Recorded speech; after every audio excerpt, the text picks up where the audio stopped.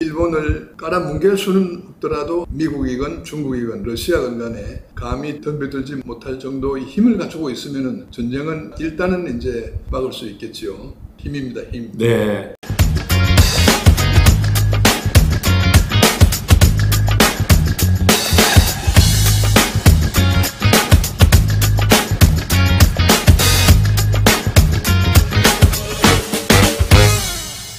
예, 이사님 안녕하세요. 반갑습니다. 반갑습니다. 예, 잘 지내셨죠? 네네, 잘 지내셨습니까? 예, 예. 네. 그 추석이 지금 며칠 안 남았는데 이사님도 추석 잘 보내시고, 소장님도 잘 보내십시오. 예, 우리 애청자 여러분들도 추석 행복한 시간 잘 보내시길 바라면서 오늘 유튜브를 시작하도록 하겠습니다. 오늘 이사장님과 좀 이야기를 나누고 싶은 부분은 평소 때 이사장님께서 이순신 장군에 대해서 말씀을 하시면서 동양 평화의 수호자다 이런 말씀을 자주 하시는데, 사실은 어떤 학술적인 근거 내지는 뭐 그런 것들이 있는지, 역사적인 어떤 근거 이런 것들이 있는지 궁금해 하시는 분들도 계셔서 그걸 좀 묻고 싶습니다. 네, 동양평화의 수호자라는 말이 뭐 말하기 좋고 듣기 좋다고 해가지고 제가 막 만들어낸 말이 아니고요. 그런 역사적인 근거가 있습니다. 왜냐, 도요토미 히데요시가 조선을 침략할 때에 조선만 점령을 하려고 하는 것이 목적이 아니었거든요. 히데요시의 침략 목적은 사실은 동양 전체, 그러니까 조선을 거쳐가지고 중국을, 명나라를 점령을 하고 그 다음에 명나라 점령 후에는 또 인도를 점령을 하고 그 중간에 있는 루손, 필리핀이죠. 혹은 고산국, 대만, 샴 이런 나라들도 다 점령을 한다. 그러니까 아시아 전체, 동양 전체를 점령을 해가지고 대제국을 건설하겠다 하는 것이 꿈이었거든요. 실제 그러한 근거 기록이 있습니다.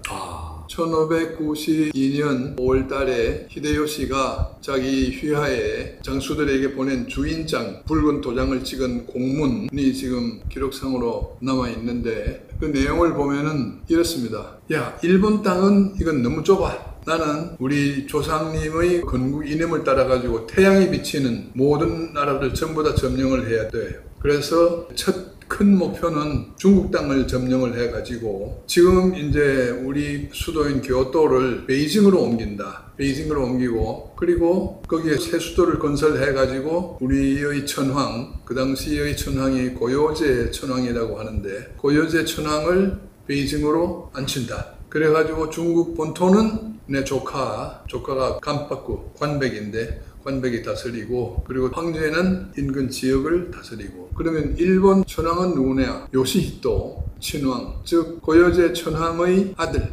황태자지요. 고요제 천황의 황태자한테 맡기고 그것이 다 끝나고 나면은 자기는 이제 닝보를 거점으로 해가지고 천축국을 점령한다. 천축국이라고 하는 건 인도 말이죠. 근데 그 인도를 점령하기 위해서는 히말라야 산맥을 넘어가는 육로 정벌이 아니고 해로 정벌을 해야 되죠. 대만, 필리핀, 샴 뭐 다 포함됩니다. 막 그런 나라들은 그냥 휩쓸고 지나간다. 자기는 조선을 점령하는 것은 그냥 빗자루로 마당 쓸기다. 명나라를 점령하는 것도 빠이로 계란 깨기다. 이렇게 큰 소리를 쳤습니다. 실제 그만한 군사력이 되는가 하는 것을 지금 기준에서 보면은 가능한 수준이었습니다. 명나라가 그 당시 중국의 전체를 다 점령하고 있었던 건 아니었거든요. 지금의 중국보다는 뭐 한 반의 반도 안 됩니다. 군사력으로는 충분히 정복이 가능했기 때문에 또 이 사람이 스스로 가지고 있는 과대망상증 이런 것과 겹쳐가지고 그래서 이제 훗날에 우리가 이야기하는 소위 대동아 공영권을 그 당시에 도요토미 히데요시는 꿈꾸고 있었던 겁니다.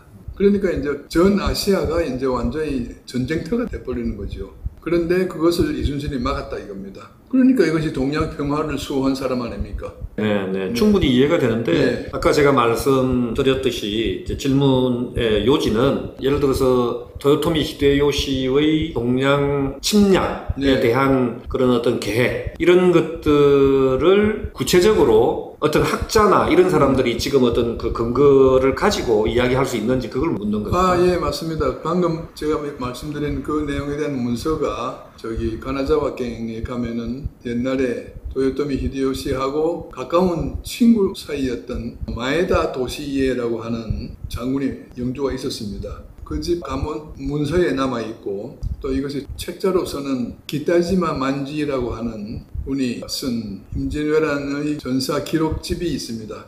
굉장히 아주 상세하게 전쟁 발발에서부터 7년간의 기록이 아주 상세하게 기록되어 있는데 거기에 문서로 남아 있습니다. 아, 예, 예. 네네. 충분히 그런 어떤 그 문서가 남아 있다고 하니까 학술적인 근거가 충분히 되고 이사님 말씀하신 게 충분히 입증이 되는 것 같아서 정말 네. 다행스럽고요. 결국은 토요토미 히데요시의 동양 침략에 대한 야욕을 꺾은 것은 이제 이순신 장군의 어떤 역할이라고 할 수 있고 그건 우리가 다 알고 있는 내용이지만 어쨌든 그러면은 제2, 제3의 토요토미 히데요시 같은 어떤 그 야욕을 가진 사람을 막기 위해서 우리는 지금 이 시점에서 어떻게 해야 되는지에 대해서 여쭙고 싶습니다. 우리는 일단 힘을 길러야지요. 임진왜란이 일어나던 당시에 우리나라의 경제 수준이라고 하면은 아마 1인당 GDP가 지금처럼 뭐 3만 불, 4만 불이 되는 것이 아니고 300불, 400불도 안 됐고 모르겠습니다. 한 3, 40불 수준이 됐겠지요. 뭐 일본이 좀 낮다고 하더라도 뭐 기백불 정도. 지금은 그 당시보다 100배로 더 윤택한 삶을 살고 있지 않습니까? 그리고 그 모든 부의 원천이 땅에서 나오는 것이 아니고 지금은 오히려 인간이 두뇌에서 나온다 이거죠. 그 옛날 같은 전쟁이 과연 일어나겠는가? 또 옛날 같은 전쟁은 일어나지 않더라도 그러나 전쟁은 인류가 살아있는 한 일어날 수 있다. 구체적으로 우크라이나 전쟁을 보면 알 수 있습니다. 저 사람들이 지금 뭐 러시아나 우크라이나가 먹을 게 없어서 지금 저렇게 아기다툼을 하는 것은 아니거든요. 경제적인 요인 외에 또 여러 가지 복합적인 요인이 있기 때문에 침략을 하고 전쟁을 하고 하는 그것은 과연 100년 후에 끝날지 1000년 후에 끝날지 모르겠는데 이것이 힘의 불균형, 한쪽은 힘이 세고 한쪽은 힘이 약하면은 전쟁이 벌어진다 이거죠. 저희가 제2의, 제3의 임진왜란을 막으려고 그러면은 힘, 일본을 깔아뭉갤 수는 없더라도 하여튼 충분히 우리를 스스로 보호할 수 있는 힘, 미국이건 중국이건 러시아건 간에 감히 덤벼들지 못할 정도의 힘을 갖추고 있으면은 전쟁은 일단은 이제 막을 수 있겠죠. 힘입니다, 힘. 네. 그 이사장님 말씀대로 어쨌든 지금 전 세계적으로 여러 가지 상황들을 보더라도 다시 자국 중심주의로 가는 그런 어떤 현실을 보더라도 결국 국가에서 가장 중요한 것은 국력이다 하는 그렇죠. 생각들을 가지면서 오늘 국력을 키우자로 마무리하도록 하겠습니다. 대한민국의 미래를 위해서 국력을 키우자!